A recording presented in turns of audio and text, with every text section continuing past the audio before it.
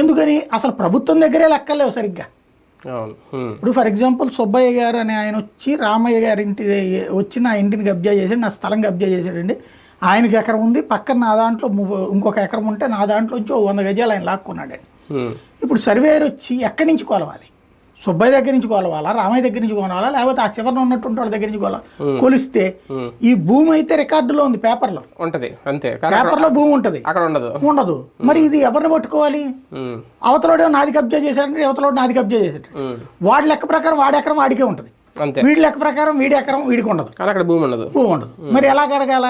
అదే కదా, దానికి ఎవడు పరిష్కరించాలి? దానికి అసలు మెకానిజం లేకుండా గాల్లో దీపం పెట్టి దేవుడు అని ఇదే వారం అన్నట్టు చట్టం చేశాం కాబట్టి వాళ్ళే భయపడిపోతారు. ల్యాండ్ గ్రాబ్ చేసి ఇప్పుడు భయపడితే ఇప్పుడు బెజవాడ కొండల మీద వాళ్ళందరికీ ఏం శిక్ష చేస్తారు, లేకపోతే వైజాగ్ కొండల మీద ఇల్లు కట్టుకున్న వాళ్ళకి ఏం శిక్ష చేస్తారు, కాలగట్టులకి ఏం శిక్ష చేస్తారు, ఇవన్నీ ఏముంటాయి వాటిట్లలో? అవును. అంటే విద్యుత్ బిల్లుకి సంబంధించి కూడా చట్టాన్ని అలాగే చూడాలా ఒక రకంగా?